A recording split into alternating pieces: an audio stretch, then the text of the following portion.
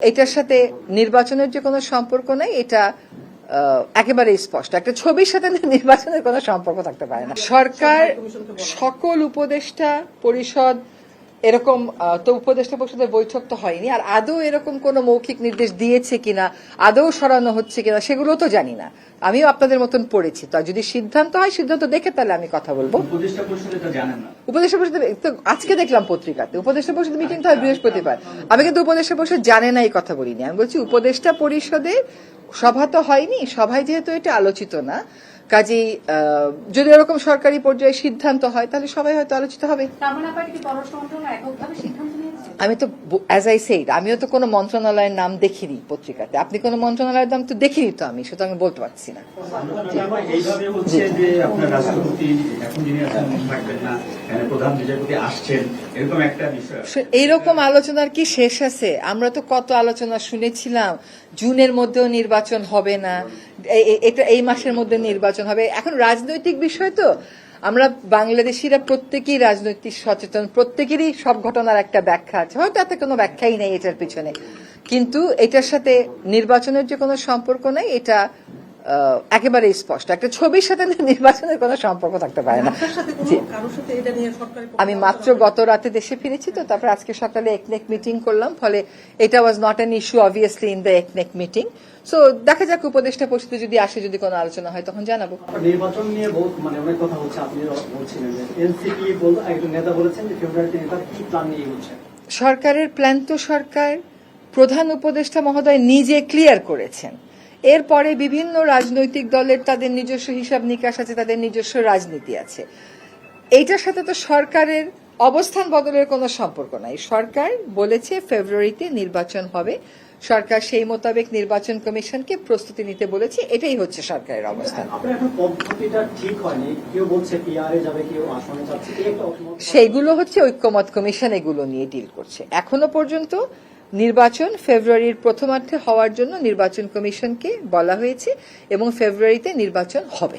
ঐক্যমত কমিশন যদি যে সিদ্ধান্ত দেবে পিআর বা আসন ভিত্তিক, সেটা যদি সরকার না মানে বা সরকার সে অনুযায়ী কাজ করবে না, ঐক্যমত কমিশন তো বলেনি যে তার সিদ্ধান্ত সবাইকে মানতে হবে, সেটা দেখিয়ে দিচ্ছে যে কোন কোন সিদ্ধান্ত ঐক্যমত হচ্ছে, কোন কোন সিদ্ধান্তে ধরেন 1/3 রাজনৈতিক দল একদিকে, 2/3 একদিকে, বা 2/3 একদিকে, 1/3 আরেকদিকে, এরকম তো বলা হচ্ছে। ঐক্যমত কমিশনের সিদ্ধান্ত যেখানে ঐক্যমত নাই সেখানে এর মধ্যে আবার ঐক্যমত হয়ে যাবে কিনা সেগুলো তো আমরা বলতে পারি না।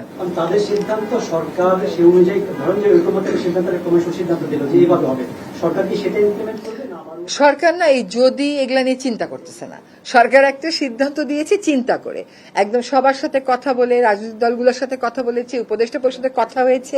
সরকার আগে থেকেই বলে দিয়েছিল যে আমরা ডিসেম্বর থেকে জুনের মধ্যে দেব, সেই মোতাবেক সরকার ফেব্রুয়ারি বলেছে, এটা ফেব্রুয়ারিতে। তারপরে যার যার রাজনৈতিক অবস্থান থেকে শেষে কথা বলছে। প্রধান উপদেষ্টা যখন একদম বলে যে ফেব্রুয়ারিতে নির্বাচন, এটা প্রধান, সেক্ষেত্রে এই দলের এনসিপি নতুন দল এবং এটা নিয়ে একটা কথাও আছে, এই রাজনৈতিক দল নিয়ে যে কিংস পার্টি বলা হয় নানান ভাবে, যে ছাত্ররা গিয়ে এটা করেছে, তারা যখন এটা বলে এটা কি রাষ্ট্র মানে ফেব্রুয়ারিতে নির্বাচন হবে না এরকম? শোনেন, তারা যখন আপনি রাজনীতি করেন, রাজনীতির মাঠে আপনার তো প্রতিপক্ষ থাকে, আপনার প্রতিপক্ষ আপনাকে কি নামে ডাকলো সেটাই কি আপনার আসল নাম হয়ে যায়?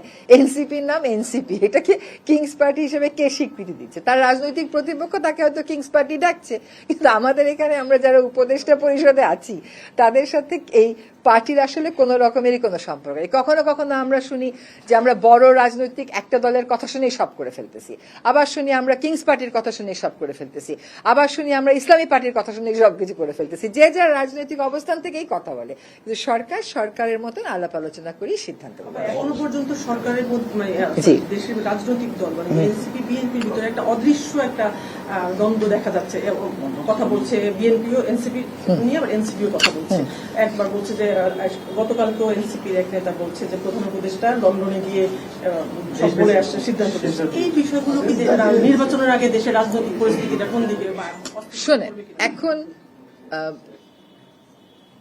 এটা এখন অবাধ বাক স্বাধীনতার সময় আছি তো আমরা, যার যেরকম মন চায় সে সেরকম বলছে, তার রাজনৈতিক অবস্থানে কোনো একটা কিছু সুটেবল হলে সে একরকম বলছে, সুটেবল না হলে সে আরেক রকম বলছে। এটা তো আমাদের পক্ষ থেকে ব্যাখ্যা আসার কোনো প্রয়োজন নাই। রাজনৈতিক দলগুলো তাদের কথা বলবে, তাদের মতামত দেবে, তাদের পারসেপশন দেবে। এটা তো সরকারের সবকিছুতে মতামত দেওয়ার কোনো প্রয়োজন নাই। এই সরকারের সময়টা খুব সীমিত, এই সীমিত সময়ের মধ্যে আমরা কোন কোন জায়গায় সংস্কার করছি একেবারে ট্রান্সপারেন্ট ওয়েতে আমরা করছি, এবং সেটা সংস্কার যে আমরা করে ফেলছি তা না, একদম রাজনৈতিক ঐক্যমত নিয়ে রাজনৈতিক ব্যাপারগুলোতে সংস্কার হচ্ছে। অরাজনৈতিক ব্যাপারগুলোতে এভরিডে কাজের ডেভেলপমেন্টে যে যে মন্ত্রণালয় সংস্কারগুলো করছে সেগুলো সবই ট্রান্সপারেন্ট। কোনো রাজনৈতিক ব্যাখ্যার মধ্যে সরকার ঢুকতেও চাচ্ছে না, এটা সরকারের কাজও না।